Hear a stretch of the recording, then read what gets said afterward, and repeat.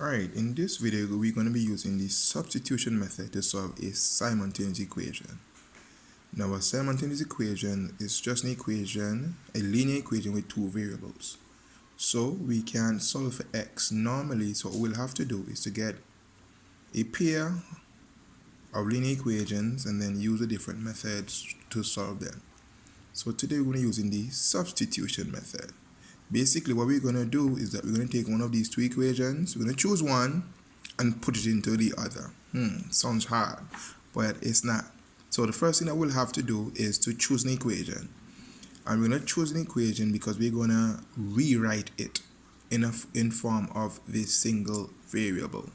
So I'm going to choose equation 2. So equation 2 is minus 3x plus y is equals to 6.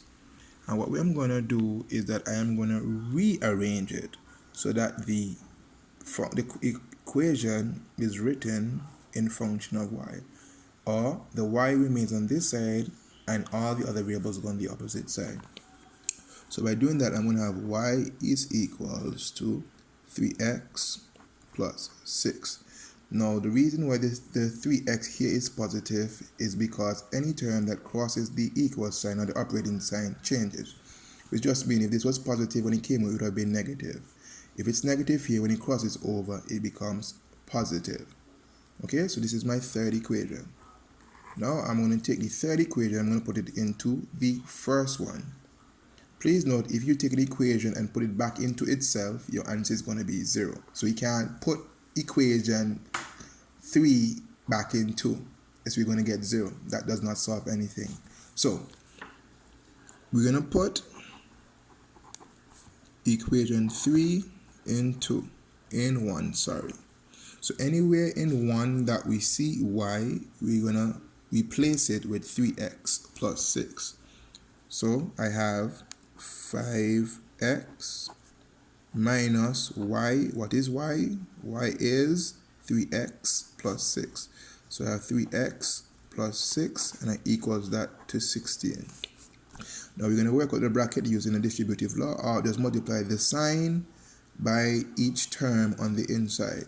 So I have 5x minus 3x minus 6 is equals to 16.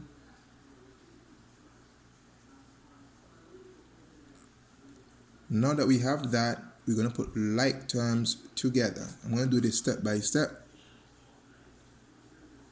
So I have 5x minus 3x, which gives me 2x. Minus 6 is equals to 16.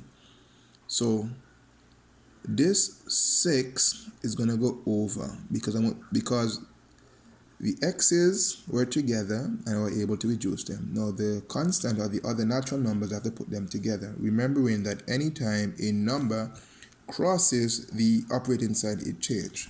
So we're going to have 2x is equals to 16 plus 6. So 2x is equals to 16 plus 6 is 22. Now think about it. If 2 something costs $22, then what would be the price of 1? So we say x is equals to 22 divided by 2. So we have x is equals to 11. Alright, so we have just found the value of x. So we have x is equals to 11. Now if x is equals to 11, how would we find the value of y? We're going to take the value of x, we're going to choose any one of the equations, and we're going to substitute. One of the things that I like to do is to use the equation that we've altered. Because if we put the value for x here, do the multiplication, work it out, it's going to give us directly the value for y. So I'm going to use equation 3. I'm going to say y is equals to 3x, and x is 11 plus 6. So 3 times 11 is 33 plus 6. So y is equals to 39. So we have x is equals to 11 and y is equals to 39.